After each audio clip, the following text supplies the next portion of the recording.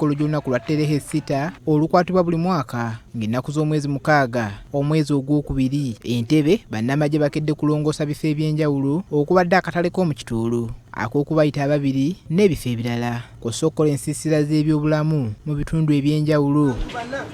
Meeja Naboth Mugisha omwogezi w'eggye ly'omu bbanga ategeeza nti bagenderedde okunyweza enkolagana yaabwe n'abantu ba bulijjo abatambula nabo mu bintu eby'enjawulo.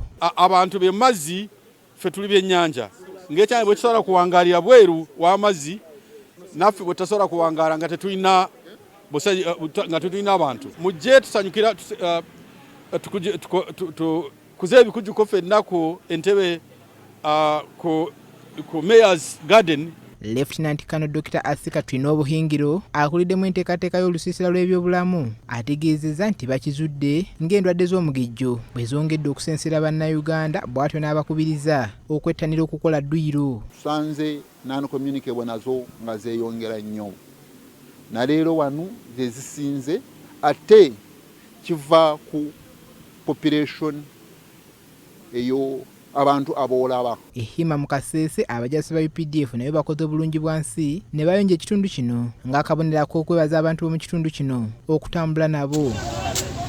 Abakulembeze mu Hima beebazizza eggye lya UPDF olw'enteekateeka eno gye bagambye nti yakutumbula ebyobulamu mu kitundu kyabwe. We are now involved in community work to show that we are with wananchi in each and every situation because security has since changed from armed violations to things like food security and other sources, other threats.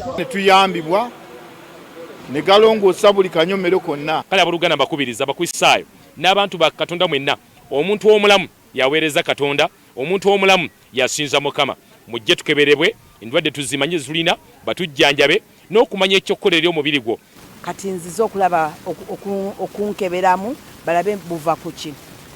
Paul Bakabulindi, BBS Terefayina, Ageesigika. Buterevu katugende wo mukugu